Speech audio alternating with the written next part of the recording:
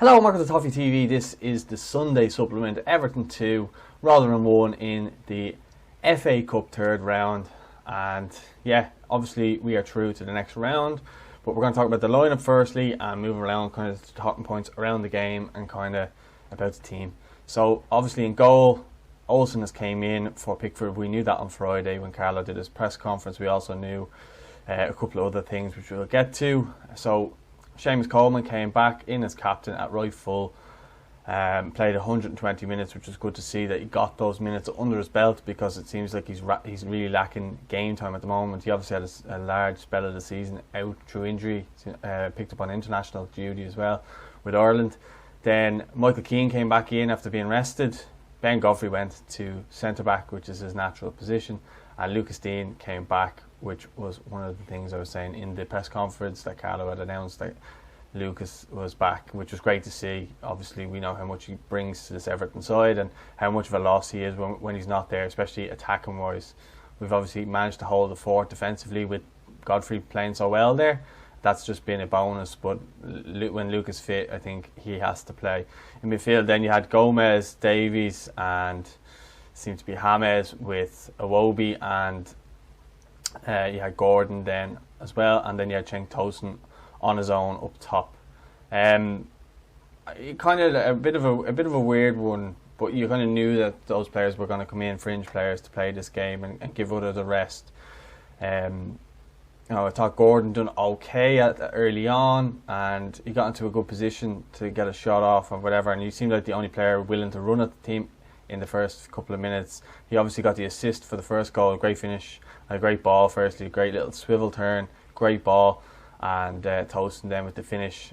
Very casual, mind you. Had it not gone in, I think he would have had a lot of people annoyed at him.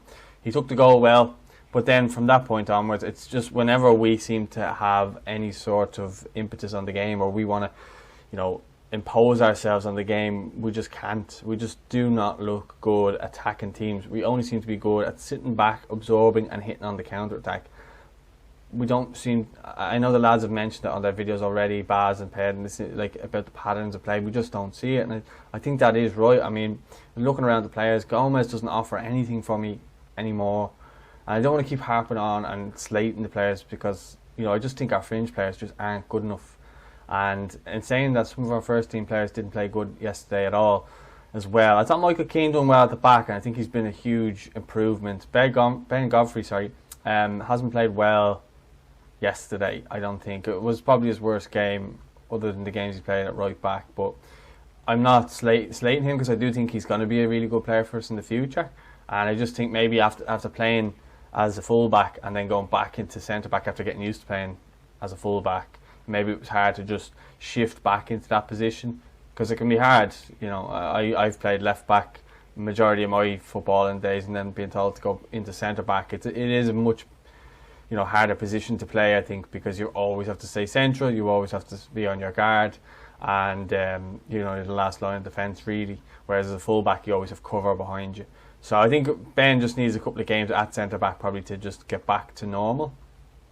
And then Lucas Dean, he wasn't great at all. Let's be honest, he wasn't at the races, unfortunately for Lucas, and we got subbed in the second half because of it. And second goal, he gets roasted. He was getting roasted a lot by Ola Sunday, and he's just looked off it. Look, he looks like a player who's been out for a while. For him to come back from an injury, I believe he should have been out for 12 weeks. He was out for 5 weeks, and he came back. And the sooner he gets back to match sharpness and match fitness, the better, because he's such a crucial player for us, and we really missed him while he's been out, albeit maybe not defensively, but definitely going forward. I think Dom's missed him as well. So hopefully over the next couple of weeks he can get a run of games together. I think Davies, I'm not going to really go into him. I thought James had a very poor game. He just didn't look up for it whatsoever. He looked like he wanted out after a while. He was getting kicked around, get the ball into the face and stuff like that. It just looked like one of those games that didn't suit him. But if he wants to play in England, that's what he's going to have to get used to, is people wanting to hurt him, because he's good. Take it as a compliment if you want, but if you're that good, people are going to want to crunch it, so you're not going to fancy it. And that's basically what Rotherham did to him yesterday. I mean, this is a team in second bottom in the Championship, and we made them look like they were top 10 Premier League, the way we played against them. We just sat back, we allowed pressure, we invited the pressure. Iwobi wasn't great, having such a good start to this season and stuff like that. He wasn't great yesterday either. Don't know whether that was because he missed the game or whatever, because he was doing well before that. Anthony Gordon and Tosin, they weren't amazing, but look, it is our second string, and maybe it was due to the fact that so many hadn't played in so long. Collectively, a lot of them were coming back from injuries, a lot of them were kind of trying to get game time back under their belt, so that could have been a factor. But you can just see the drop off from Richarlison not playing, Dom not playing. I would even say to some degree, because Sigurdsson's been playing lately, that there was maybe even a little bit of a drop off. But James is miles apart from him and Gylfi, in my opinion. And James just needs to get back into the right frame of mind and doing what he does best. I would like to see him play that number 10 position and keep Iwobi maybe out on the right hand side and have Richarlison on the left and Dom up front. I think that could be a nice little thing going forward, but we'll have to see if Carlo will do that. In midfield, I think obviously the absence of Decore was so evident until he came on. I just think he's such a powerhouse and he just brings so much energy to this team that I wish we had someone like him that could play alongside him or come in and fill his boots, because our midfield are too slow. I think Ped said it on his reaction as well, is that there's too many one-pace players, and he's right, because Gomez, he just looks he's going through the motions in every game. At least Tom tries to get things going, or he tries to do the basics right. But even with Gomez, he tries to beat a man, gets tackled, and then he's fouling him, and he's a nightmare to watch lately. He looks like a shadow of the player that we had on loan, and he's really not lit up any trees since he's been here on a permanent deal. I don't think he's done that much for people to be even warranting for him to start, because I think if Alan and Decore are fit, Gomez gets nowhere near this team. Same with Tom and anybody else after that. I think Alan and Decore have been a massive uplift for us, and you can see, as I said, the drop off. So you have a big drop off from Alan, you have a big drop off from Decore, Richarlison, Dom, and I would even say to a degree Lucas Dean as well. So there is players there that if you take them out of the team, it takes a lot, and I mean a lot, out of our team.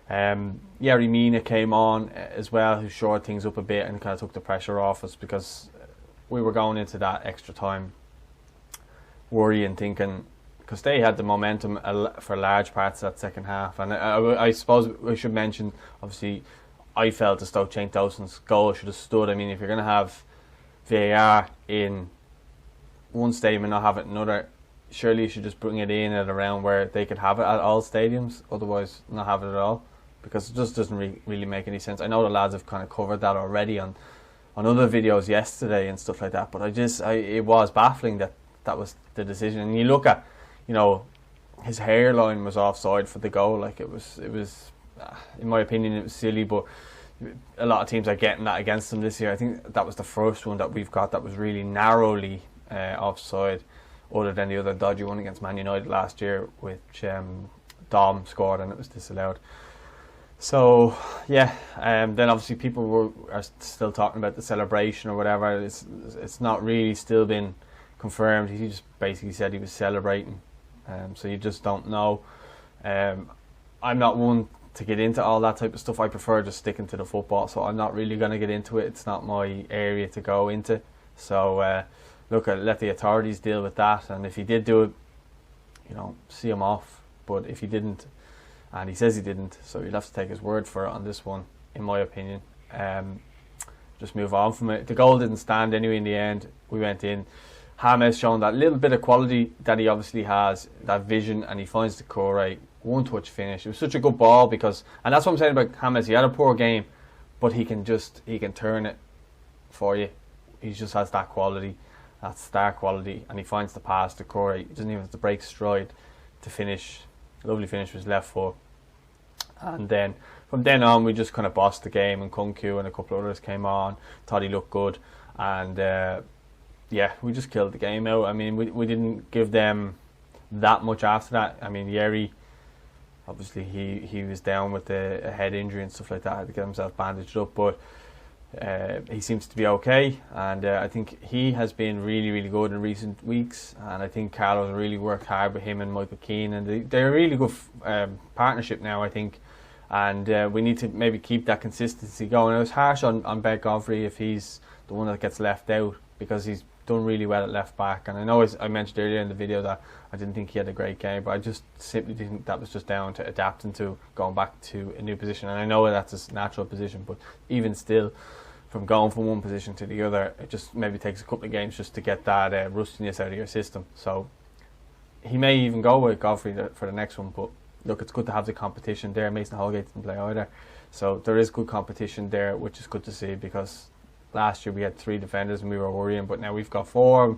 I suppose we know what they can do now, so, and they're also adaptable, so they can play in different positions and so on. But look, it's a lot of minutes for players that needed it, so hopefully we can move on from this. The sharpness will be back, and we get on to the next one then during the week. So let us know your thoughts in the comments, and don't forget to subscribe, don't forget to like the video as well. If you want more videos from me, check me out on Irish Football Fan TV. If you want my personal details, follow me on Instagram at PaulNeil90 and on Twitter at PaulNeil2508. I'll speak to you soon, guys. Thanks for watching, and take care of yourselves. Have a nice weekend, okay?